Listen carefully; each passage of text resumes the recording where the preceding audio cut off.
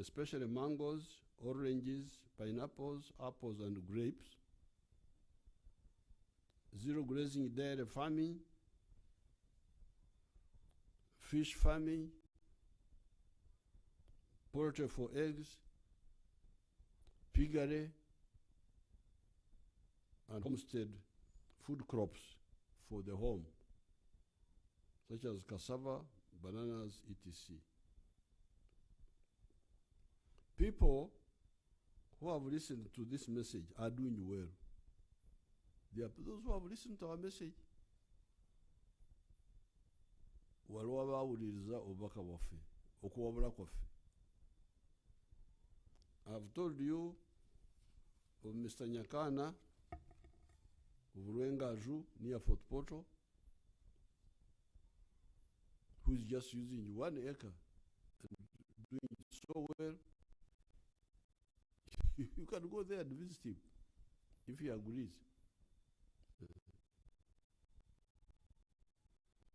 I used to tell you of Mrs. Kiza Omasaka. That was one of the pioneers. I have not checked on her recently, but she had used that model very well. Recently, our son, the Honorable Byamukama of Kakumiro, our Minister of State for Works, has set up a very good demonstration personal farm from which he makes a profit of shillings 55 million per month. This 55 million is profits and not gross earnings.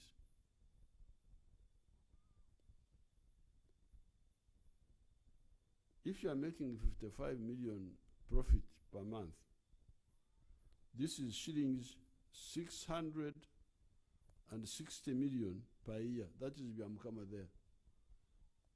I don't know the picture can show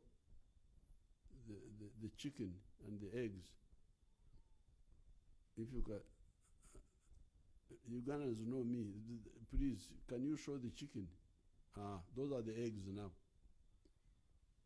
That is Byamukama with his young wife. Those are eggs, egg trays. You call them trays. Singo tulaga ku nkoko. They are showing Museveni. Museveni is well known. What is not known is chicken.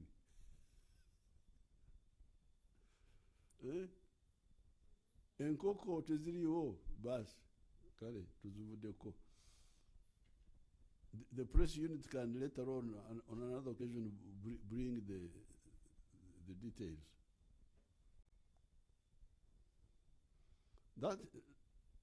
So this young man is getting a profit after deducting costs of 55 million shillings per month.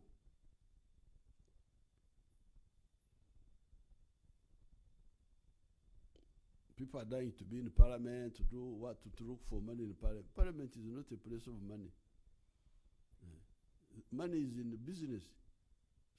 So the profits which Byamukama makes is much more than what you would get as a mpakasi for the government. As a rutich, that's what we call it in law. He's selling 300 trays of eggs per day, in addition to milk, bananas, etc. This is just on 4 acres, because Byamukama took the 4 acres model, which we have been talking about since the election of 1996. It was in the manifesto of the NRM, the 4 acres model. I had done the Chivaro, and in the manifesto I recommended, and the manifesto committee accepted and put it in the manifesto, 1996. But people don't pay attention.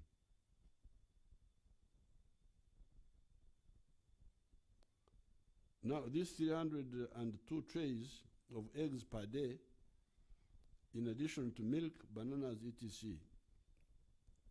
As I've already said, this is all just in 4 acres.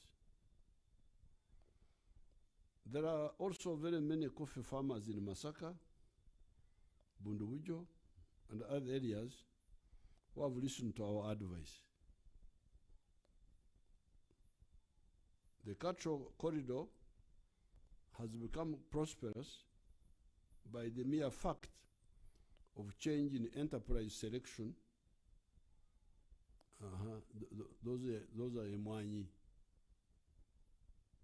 Mwabale namwe press unit namwe waroke munkoze banange.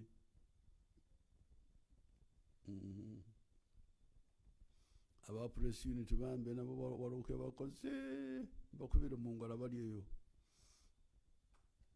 Kati batulaze emwanyi. Mwabale izo mwanyi oba bibarasimanye bulungi. Emwanyi with matoke akiria, but emwanyi kale mwebale. Aba police unit nabati bali ebyabwerere. Waroke bakoze.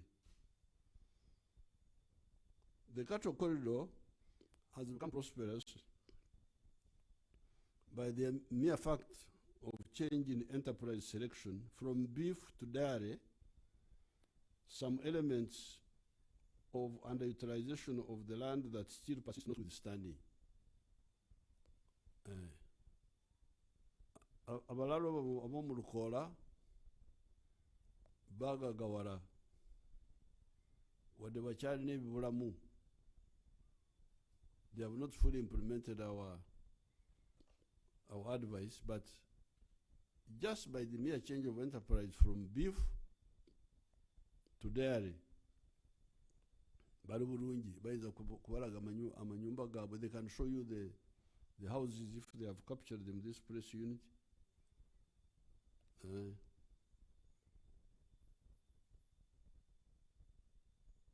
I will meet the dairy farmers of Churhura and Kazo districts on the 2nd of January 2024 to discuss that underutilization of the land, among other issues. So, all those who have listened, either wholly or partially, to our advice are doing well. You cannot have intensive agriculture without extensive agriculture for a lucky country like Uganda, which is capable of both.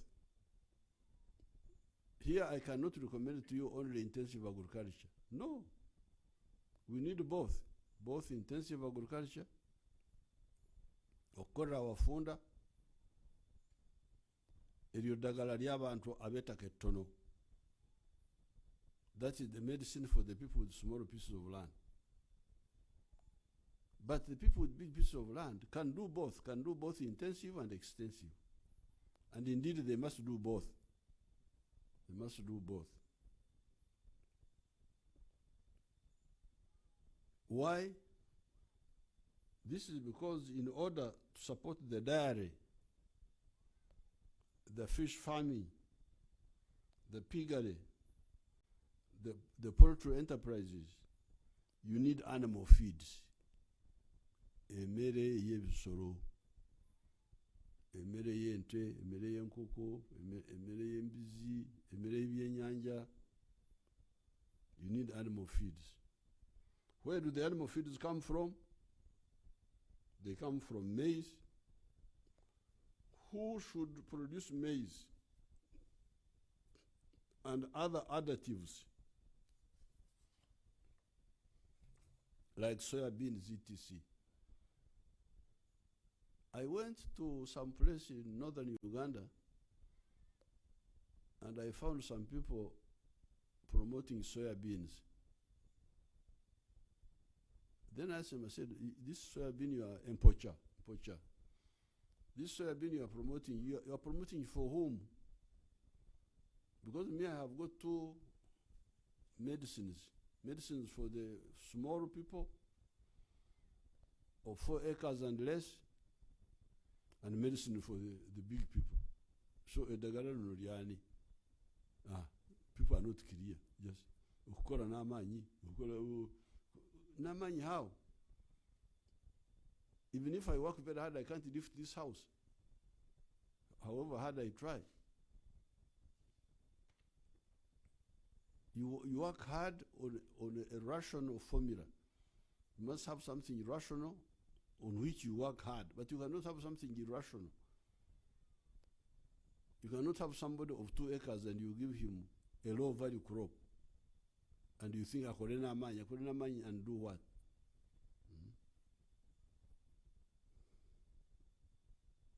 So therefore, the ones who should grow these low value crops, but which we need to make animal feeds, it should not be the small holders of 4 acres or less. No. Abatembateka mu kasori ebikado ebyo abasoga they have caused a lot of problems for them and so on.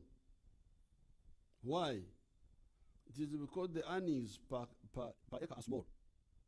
1 acre of maize in a year will give you, they say, about 4 million shillings out of 2 seasons, 2 harvests. The seasons in Nyankore are called Eshumi. There are two Eshumis. One Eshumi is Katumba, the one of March to May, where you harvest of Bujagashe, the smaller crop. And then the bigger Shumi is Itumba, the one of August to December, where you harvest what they call Omwaka, the main crop. With the maize, if you do 2 times, you will get, if the yield is good, you will get about 4 million shillings, which means 2 million for each harvest. Now remember, this 4 million is gross, what they call gross. You have not removed the costs. Zona wamu. You have not removed the costs.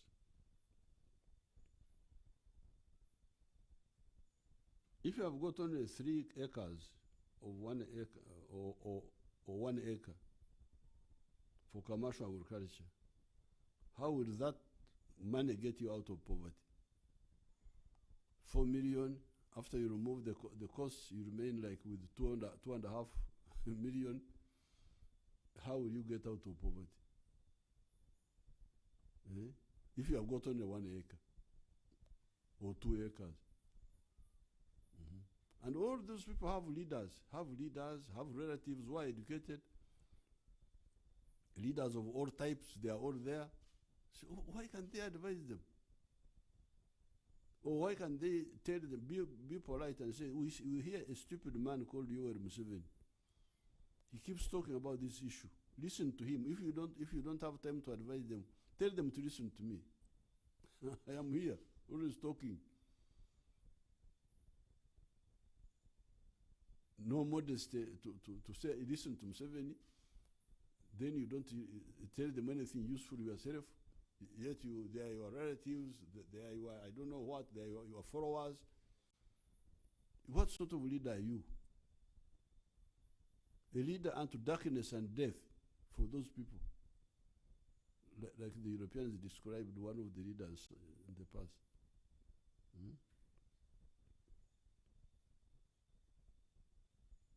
Remember, the 4 million shillings we are talking about in a year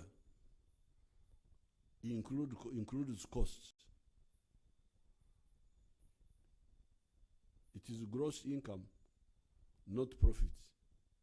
So how will you get out of poverty? With maize on a smaller scale. However, this same maize, which I'm not recommending for the one of 1 acre and 2 acres, I strongly recommend it for the one of 100 acres. Because with 100 acres, he will earn 400 million. So it's not small money. It is just the Chibaro. Because 4 times 10 acres is 40, times 100, it is 400 million. With 1,000 acres, he will earn 4 billion. So, Duma. What they call Kasol in Uganda, what they call Ebchor in these other groups, can get you billions of money, but you must do it on a big scale. You can be a billionaire through maize. Actually, you get many American people who are maize billionaires. They call it corn. For them, they call it corn. So the issue is the Chibaro. The Chibaro. Therefore, low-value crops like maize, like cotton, like sugar cane, etc., will earn a lot of money if they are grown on a large scale. Moreover, the intensive agriculture cannot be profitable without the large-scale, extensive agriculture.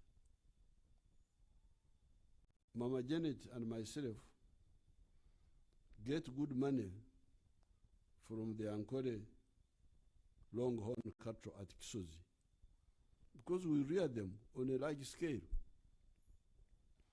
There, they were showing you the advice we gave to these people here in the cattle corridor to rear Frisian cows. But at Kisozi, I don't have a single Frisian cow. They are all Ankole.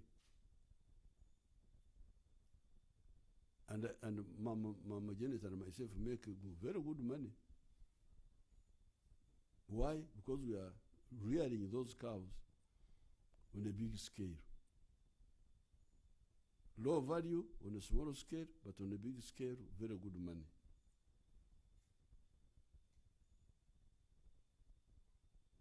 We would not make good money if we were rearing them in 1 acre. If you said you rear Ankole cows in 1 acre, I would say, please, go to Butavika for checkup. You cannot mislead me, and I keep quiet. I give you the address of Butavika. I say, Genda Butavika Bakebere. How can you? Are you my enemy? Ulimulabe wange. Ulimulabe wezade lyange. Nongumaza mbumbere kunte ensagara kuyikemu. I can't. I tell you to go to hell. Because we would not make good money if we are rearing them in 1 acre, which would mean 12 cows with zero grazing. Because with zero grazing, you grow the grass, you cut it, you feed the cows in the shed. 1 acre can look after 12 Ankole cows. According to Ademun, Dr. Ademun, our girl in veterinary, 1 acre can feed 12 Ankole cows in a year. It can feed 8 cows, Frisian cows. Now, with beef, you sell 20% of the herd in a year. That is the formula. If you have got cows, you can sell off 20% in a year. So if my herd is 12 cows in my 1 acre, zero grazing, I will sell 2 cows in a year because that is the 20%. Even if I get 1 million per cow, I will never get out of poverty. In this case, it will be 2 cows. How can you get out of poverty with this type of money? But if it is 8 Frisian cows, you will get good money. That's what Nyakani is doing. The 1 acre, which is not useful to me for the Ankole cows, is very useful for the Frisian. Therefore, please, Ugandans with agricultural land, this is the way to go. These policies have already caused a lot of changes in our economy. Coffee production now stands at 9 million bags from 2 million bags in 1986. For Abaganda tugamba nti embuulira tefa yonna. Embuulira tefa yonna. If you preach, even the Bible says, the sower, the parable of the sower, who went to sow. Some of the seeds fell on bad ground and dried up, but some fell on fertile ground. So, waliwo ettaka egimu mu Uganda amagwana nayo gali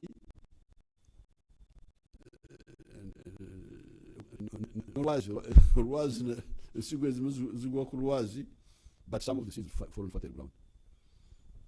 And I'm very happy because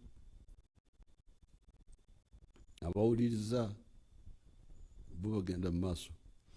Now, because of the preaching and the support we have been giving, because we have not only been preaching, we have been supporting. Tuwereteeka mu ssente emyaka gino gyonna, kuva ku naadizi, kuva ku entandikwa, kuva ku kise babba naye ne tuteekamu babba. Omuganda bw'agambira nti adinga n'amawolu agajjamu omukuto. I don't know why the Baganda didn't like Maori. Maori are good,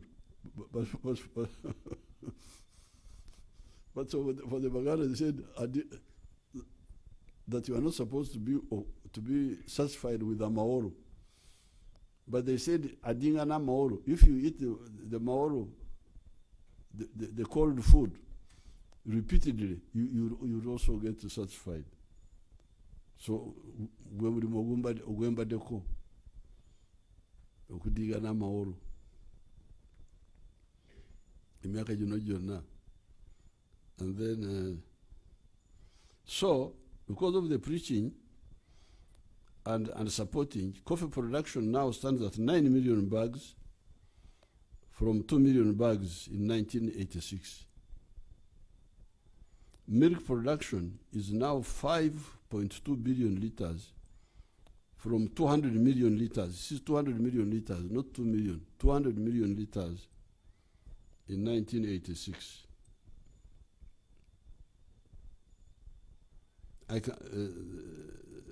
Tea production is now 60 million kilograms compared to 3 million kilograms in 1986. I can go on and on. This expansion is by those families that listened to our message. What will happen if all the families with land for agriculture listen to our message? This is my question. So this is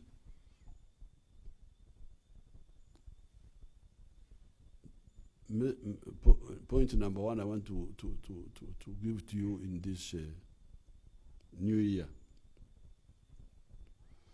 The other sectors of wealth and job creations are industry, services, and ICT. Industry has got two parts, factories and artisanship. We now have 8,617 factories in Uganda, employing 829,000 people.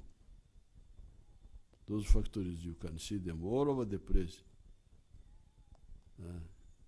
You get towns of factories.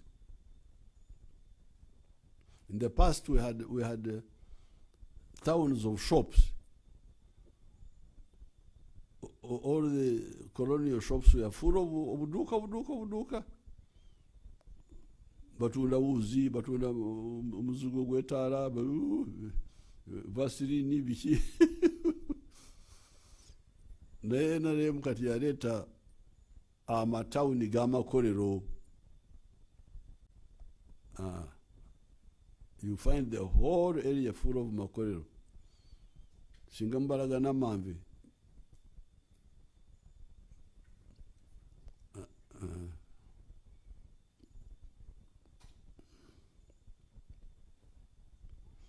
Now these factories are employing 829,000 people. Now, to get the image, the public service, all of them, teachers, soldiers, sweepers, what do you call these, clerks, what? All those people are 480,000. But the makolero, which have just come, are now employing 2 times the size of the public service. No mutongole wali. Bona bantwala anamunana. Emirimu gy'abana Uganda jedda gye barwaniranga the jobs emirimu, omwami ow'omuluka ow'eggombolera, karani w'okugombolera. Karani awandiika ki? Awandiika omwenge,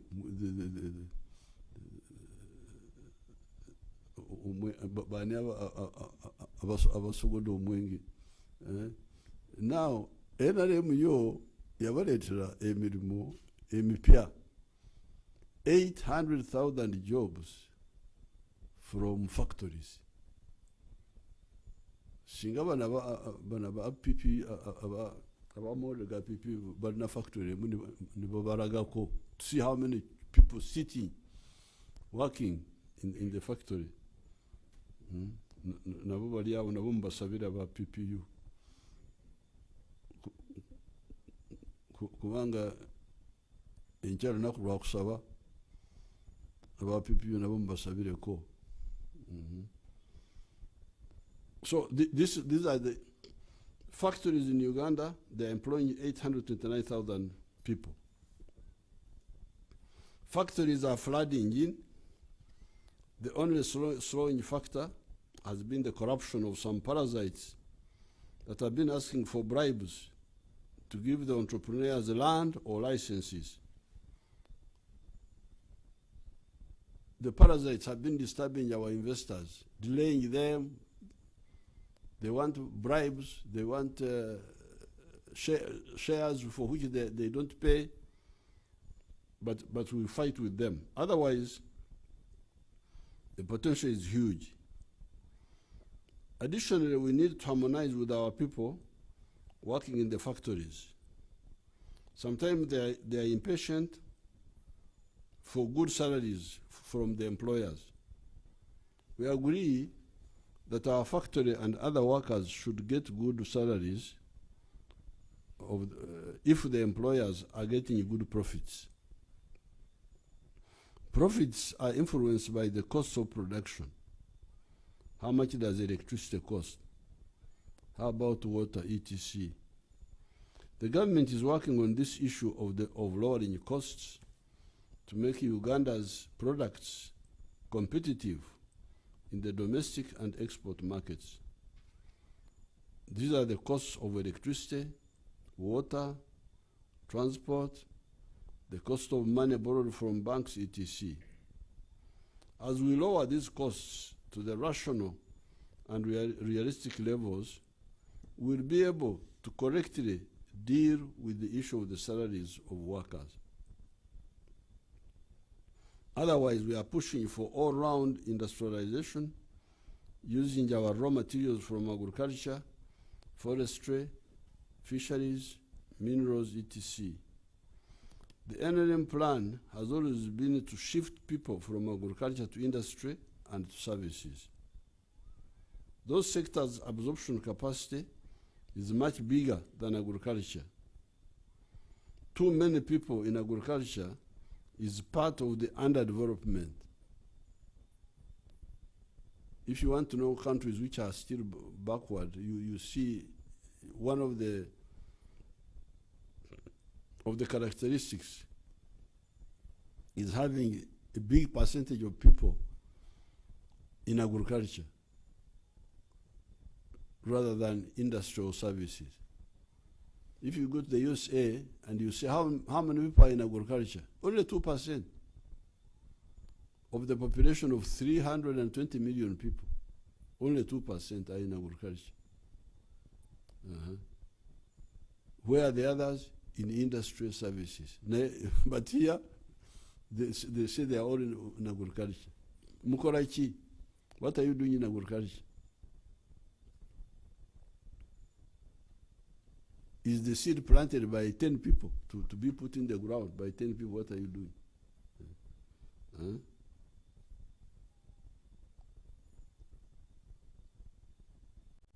Too many people in agriculture is part of the underdevelopment. A tractor can plow 1,200 acres in a season. If you have got one tractor and you use it to plow, it can plow 1,200 acres in the season before this. Like if you say Katumba, the one of March, because they start plowing early. When the rain starts raining in March, you plant. So in that season, one tractor would have, according to these people, they say it can plow 1,200 acres in a season. The 40 million acres of Uganda that are arable, therefore, need 30,000 tractors and their drivers. So if you are looking for agricultural workforce, if you have tractors, the 40 million acres which we have in Uganda for agriculture can be managed by 30,000 tractors, and each tractor is driven by one person. Even when you include other activities such as harvesting, you will find that the present huge number of people in agriculture are redundant. The grandfather is there, the father is there, the grandson is there, they are all on 2 acres. What are they doing? What are they doing? Therefore, they are part of what we call disguised unemployment. There is that phenomenon in economics where people appear to be employed when in fact they are not doing anything. We call it disguised unemployment. In the coming year, we shall continue our efforts in rationalizing the economy and society of Uganda. With regard to the artisans, I have set up 18 skilling hubs in the whole country. These skilling hubs deal with carpentry, metalwork, shoemaking, motor mechanics, etc. I've directed the State House Controller to expand the spectrum of the skills. That's one of them, of the hubs. The spectrum of the skills to include textile technology, ceramics, ICT, etc. This is in addition to the technical colleges in the country, because these skilling hubs don't replace the technical colleges. The technical colleges are there, dealing both with academic and technical skills. Here we deal mainly with the vocational skills, how to do. Even if you don't have a higher education, if you can learn, we teach you. On the side of the capital, after getting the skills, there is the Myoga money. That money is there. But people are not following it up. Otherwise, that money is there at every constituency for the Myoga. The PDM, I will not talk about PDM this time because that one is there at the parish. But at the constituency, the Myoga money is there. We are also ready for any other ideas as to how we can empower the skilled youth after their training. Like when I was graduating the ones of Kololo, many of them were saying, oh, give a capital. We can look at other formulas of how we can give the youth capital after training. But at least the training is going on.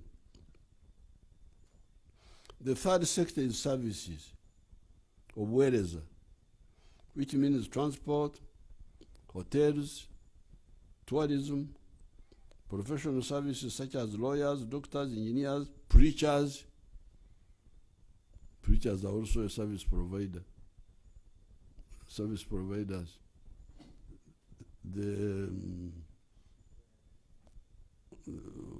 All sorts of people providing services. Musicians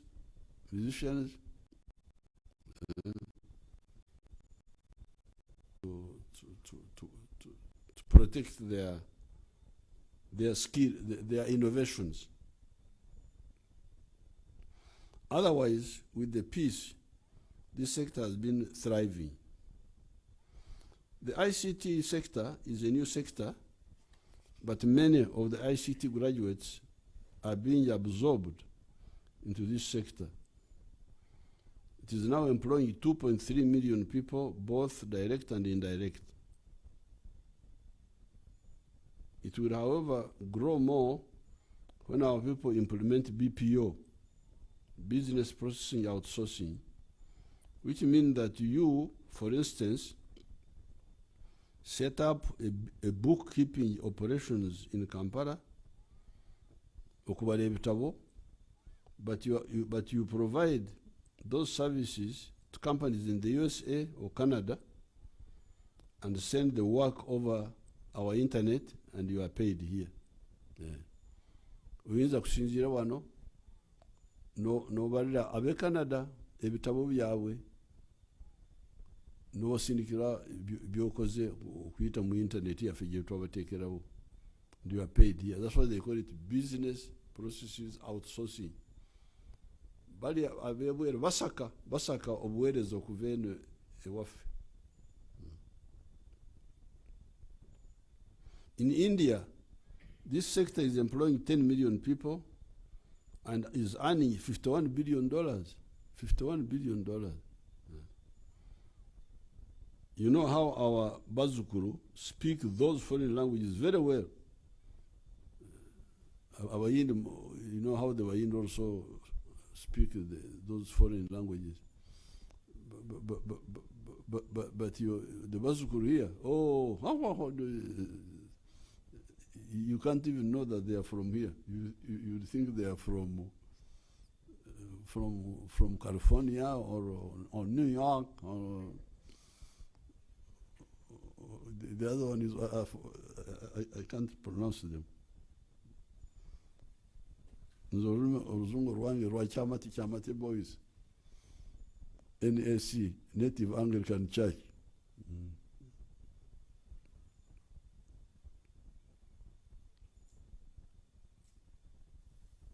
All the above deal with the issue of homestead incomes and jobs. Because you remember that this evening I want to talk to you about 4 points. So all this time in Chari ku point emu. Eyenyingiza y'amaka n'emirimu. Household income and jobs. The second point is corruption. Those who have allowed themselves to soil their contribution have only themselves to blame. As I said recently, the corrupt are the minority. And it is those who have access to power and public money, and they use that access to be corrupt at the expense of the majority who are the victims. Ababbi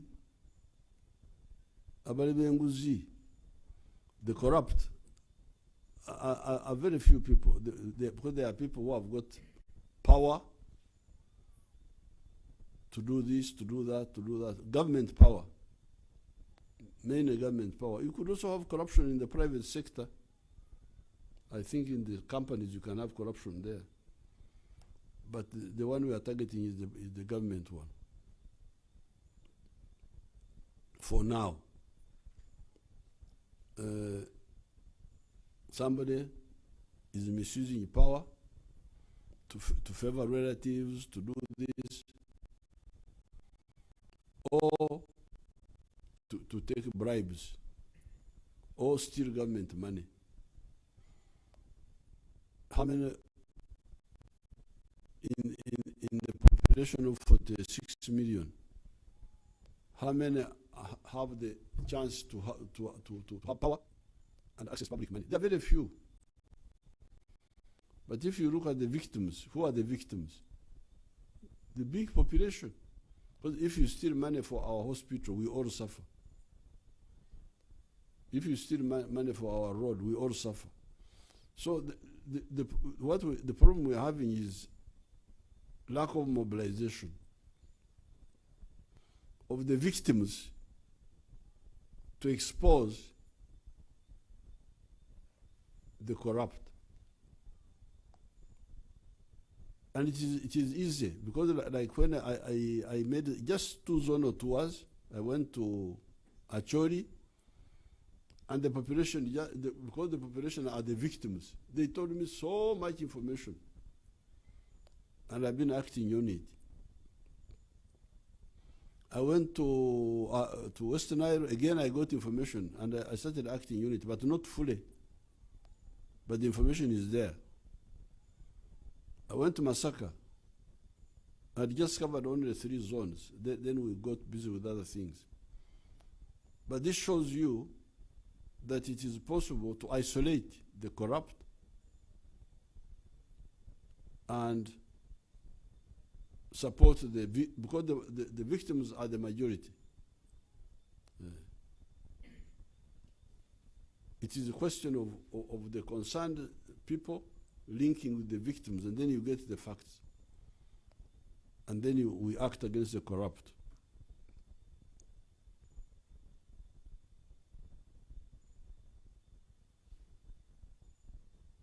As I said recently, the corrupt are the minority, and it is those who have access to power and public money, and they use that access to be corrupt at the expense of the majority who are the victims. It is, however, easy, as I'm telling you, to trace these parasites and smoke them out. Keep tuned to this channel. As we enter the new year, I invite you to keep tuned. Don't switch off your television on this channel of anti-corruption. You will hear stories. Katonda Jari. In Luo we say, Rubangatiye. The third point is regional integration. Why regional integration? It is because we need it for prosperity through the wider market it provides for our goods and services. About a year ago, I had to kill the unholy idea of banning Tanzanian rice. Why ban Tanzanian rice? It was because it was cheaper than the Ugandan rice produced by swamp destroyers.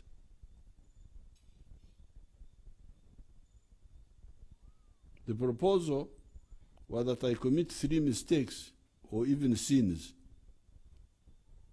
Sin number 1, punish Ugandan rice consumers. Remember, I'm not one of them. The Syria Mucheri. The Syria Muyindi, Syria Mucheri, Syria Muchina. Nduwante owana gwemmanyi. I am from the Interclan, from here. I had never tasted rice until I was 15 years in high school. That's when I tasted rice for the first time. so I don't eat the rice. Sin number one, punish Ugandan rice consumers, although I'm not one of them, by forcing them to buy the expensive rice by Uganda's inefficient producers and therefore empty their pockets, because that's what they wanted me to do.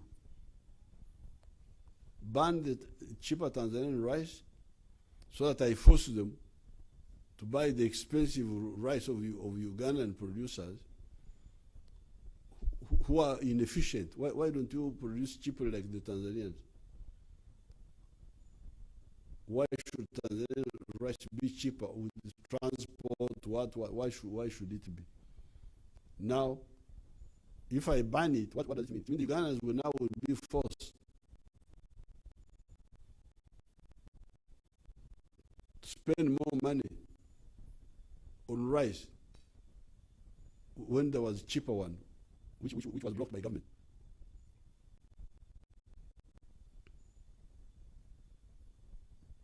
Secondly, kill or disrupt the Tanzanian efficient rice producers instead of helping them to grow. Because now, number two, I will now disrupt the Tanzanian good producers who are producing cheap rice.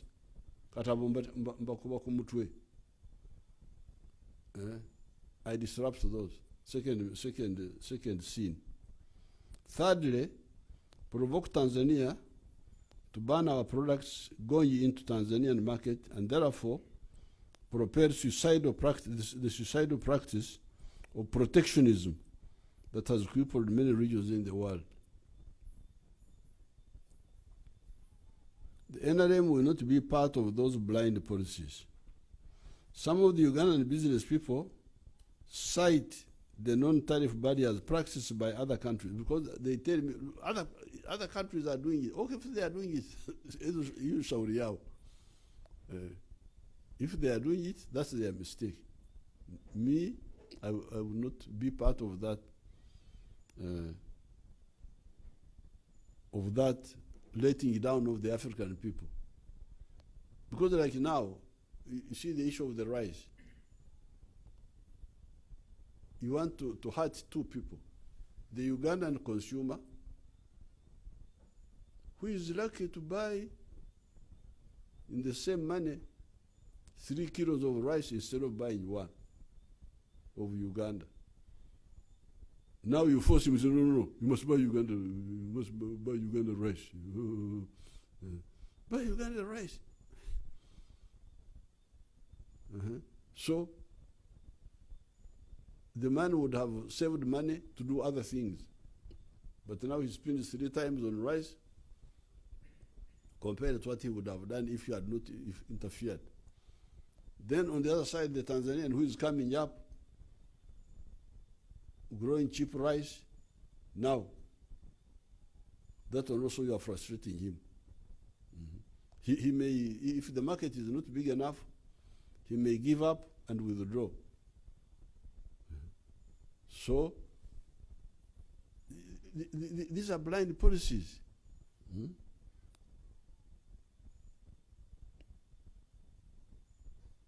In the early years of our government, Mzee Moi at one time closed the border, but I rejected the arguments for retaliation because some people say, oh, we must retaliate. I said, I cannot retaliate. I cannot. If he has closed, let him close, but me, I will not retaliate. Today, Uganda's exports to Kenya are either equal to our imports from there or sometimes they are higher. So by refusing to be in that mistake, the issue of Kenya and Uganda border issues was resolved. Rationality cannot be ignored indefinitely. We shall continue discussing with our East African community partners, and I'm sure we shall end up with a real common market free of non-tariff barriers, because those barriers hurt the wananchi of all our countries. I've just given you the simple example of banning rice. You hurt the Uganda consumers, you hurt the Tanzanian producers. So if there's mobilization, Actually, some people think they get popularity out of that. But if you get good mobilization, those who are doing that can get can really be exposed. You are making us. We don't have enough money, and you are. I can block imports of other countries far away, from whom we don't have reciprocal benefits. If somebody is only selling, like Japan, for instance, they only sell it to me. They sell it to me. I don't sell to them. There, you may have a case. But these are African countries to which you sell and they sell it to you. It's not wise at all to.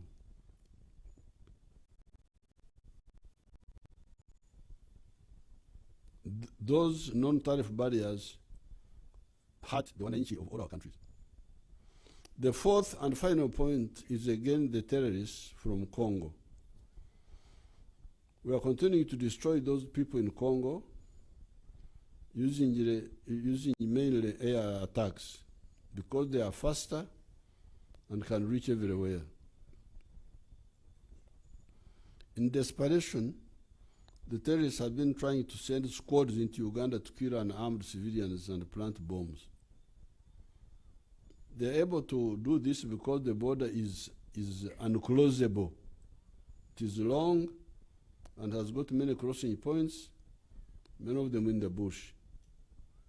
Besides, we do not want to close the border because we shall disrupt the lives of the brother peoples of Congo and Uganda. So therefore, apart from destroying the source by attacking those criminals in Congo, the other correct answer is thorough intelligence and internal mobilization. The group of Njovu, Kamusu of 10, that entered from Congo some few months ago, has now remained with 3 people, if not 2. Njovu was captured, Kamusu was killed 2 days ago, and the others were killed in the different engagements. Out of the 10, only 3 are remaining, or 2. They are now sending bombers to kill our Bazukuru that have taken up Umalaya because they live in the ghettos where sometimes there are no cameras. So these terrorists come, like the one somewhere, they got a bomb yesterday. They try to get involved with these our Bazukuru who are taking up that Malaya job and pretend to be their friends, give them money, then come and leave the bomb there. So you, the Bazukuru, of whatever type, all of you, mwena Bazukuru, mwena, abe bitu byonna nabali abalala benjogeddeko Bazukuru bange. Abo nabo. Therefore, all the Bazukuru, be alert. Be alert. Actually, yesterday they exposed one of the bomb was exposed. I've forgotten where the intelligence told me, but I didn't recall. It was in Kampala. Therefore, all Bazukuru, be alert. Let everybody show you his electronic identity card issued by NIRA. Tokolagana n'omuntu gw'otamanyi without seeing his identity card. Oba mulina identity card eyo kugira, do you have any, does anybody of you have the electronic identity card to show it to these people on the TV?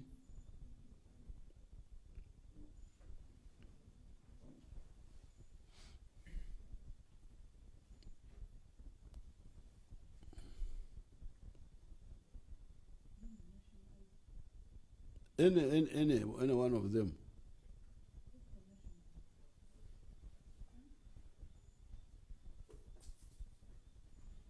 You have one. Okay, show it to the camera, Nani. Show it to the camera. Show it. Show it to there.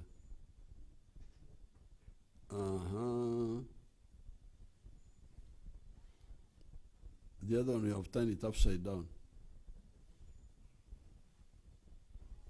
Those are the real ID cards. Temukiriza zile za Nkuruma Road.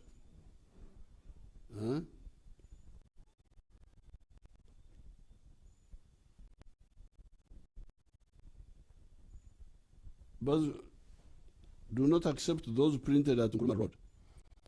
Basically, anybody approaching you and wanting you to keep his bag or package, insist that he opens it. If you see anything suspicious, such as a mobile phone in the middle of the package, call the police. Whose card? Is that mine? Oh, that's my own.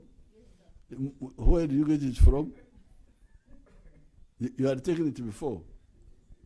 Oh, now you can see the typical one there.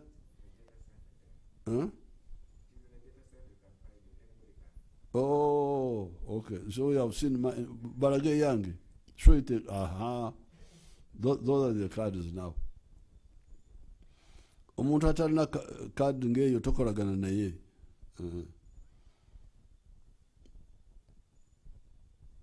All hotel and lodge owners to insist on seeing electronic identity cards of everybody and record them. We are hitting them so hard in Congo, they will soon run out of people to send for bombing. In the meantime, vigilance. I wish you a happy 2024. Thank you very much.